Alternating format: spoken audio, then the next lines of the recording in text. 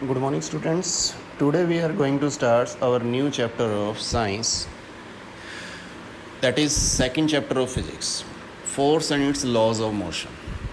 What is force? Force, it is defined as which changes the position of an object. जो बच्चों किसी object की position change कर दे वो फोर्स है.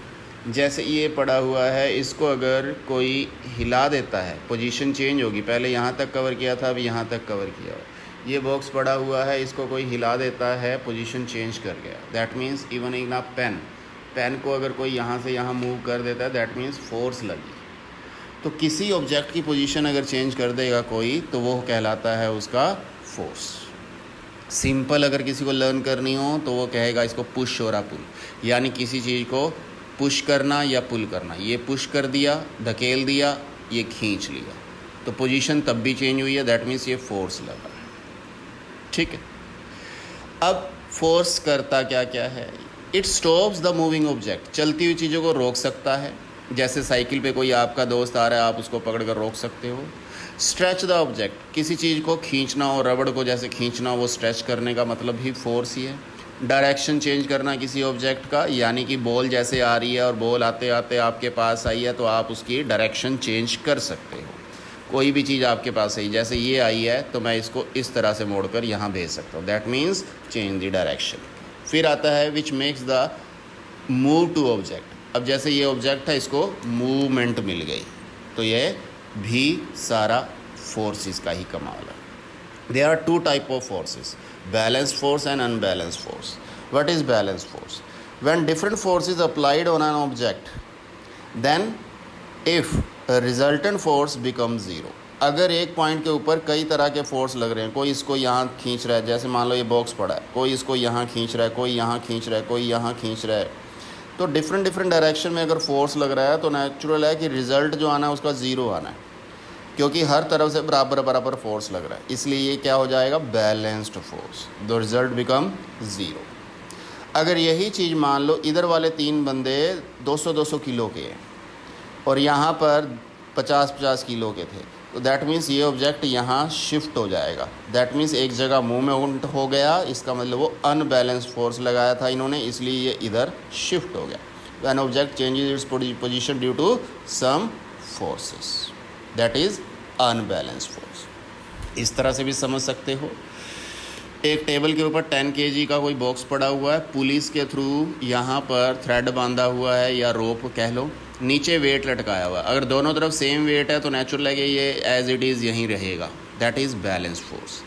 अब अगर एक तरफ 5 kg का वजन लटका दिया, एक तरफ 25 kg का लटका दिया, तो नेचुरल है एक ही तरफ जाएगा या बी की तरफ? यस, ये बी की तरफ जाएगा. ये बॉक्स इधर से इधर शिफ्ट हो जाएगा. इसका मतलब है अनबैलेंस्ड फोर्स लगा. अब आता है इस चैप्टर के अंदर इंपॉर्टेंट पार्ट, न्यूटन लॉ. जैसा कि चैप्टर के बताया जाता है force and its laws. Force हो गया. अब लॉज क्या है? एक्चुअल में इन्हीं चीज़ों की वजह से इस चैप्टर को बोलना है. There are 3 types of Newton law. Newton first law, Newton second law और Newton third law of motion. इस तरह से उनको काउंट किया जाता है. अब हम स्टार्ट करेंगे न्यूटन फर्स्ट लॉ से. Newton first law of motion, या इसको बोल सकते हैं लॉ ऑफ इनर्शिया. इनर्शिया क्या है बच्चों? इनर्शिया एक्चुअल के अंदर क्या होता है? एक अपोजिट सिस्टम होता है. पहले इस इनर्शिया को समझते हैं. इनर्शिया क्या है? Which oppose the change in the body. जैसे ये बच्चों कैप है, ये इधर पड़ा है तो इधर पड़ा ही रहने देना चाहता है, ये इधर ही रहेगा. आज कल 10 दिन 100 दिन, जब तक मैं इसको हिलाऊंगा नहीं, या बहुत तेज़ आंधी तूफान ना आ जाए, या कोई मान लो कैट डॉग वगैरह इस रूम के अंदर आ जाए, वो इसको पुश करे पुल करे, ये तभी हिलेगा. अदरवाइज़ ये चाहेगा कि जैसा है ये वैसा ही रहे. तो जो अपोज करता है चेंज किसी बॉडी के अंदर, दैट मीन्स वो inertia. It act opposite direction to the force. ये एक्ट भी करता है अपोजिट डायरेक्शन में. कोई रुकी हुई चीज़ है वो वहीं पड़ी रहनी चाहिए, चलती हुई चीज़ वो वहीं रहना चाहती है. यही तो इनर्शिया है. जैसे ये बुक्स पड़ी हुई हैं, ये जैसा है ये वैसा ही रहना चाहती हैं. ये आज भी ऐसी हैं, 10 साल तक पड़ा रहे, कोई इसको आंधी तूफान ना हिला पाए, छत ना गिरे, हम ना हिलाएं, कोई जानवर ना हिलाए, ये ऐसा ही पड़ा रहना चाहेगा. That is because of its inertia. और दूसरी कमाल की चीज़ है कि इसको हिलाने के लिए हमें इसका इनर्शिया तोड़ना पड़ता है। इनर्शिया एक्ट करता है अपोजिट। इनर्शिया इस तरफ कब आएगा? जब मैं उस तरफ से खींचूंगा इसको। मैं अगर अपनी इस तरफ से खींच रहा हूँ कॉपी तो इनर्शिया चाह रहा था इस तरफ से। अगर मैं इस तरफ से कॉपी को खींचूंगा तो इनर्शिया चाह रहा था इधर से इसको। तभी तो वो रुकावट आती है। जैसे किसी हैवी चीज़ को अगर हमने खींचना हो, जैसे कार है, अगर कोई कार पड़ी हुई है बच्चे, खड़ी हुई है कार, ये कार है। अब कार को अगर मैं इस तरफ से खींचना चाहूँगा तो इनर्शिया इसको इस तरफ से पुल करवाएगा, वो हिलने नहीं देना चाहता। अगर कार को इस तरफ से खींचूंगा तो इनर्शिया उसको नीचे की ओर लगवाएगा। अगर कार को मैं इस तरफ से खींचूंगा तो इनर्शिया चाहेगा इस तरफ से। तो हर एक चीज़ को अगर मूव करवाना है तो हमें उसके इनर्शिया से ज़्यादा फोर्स लगाना पड़ेगा।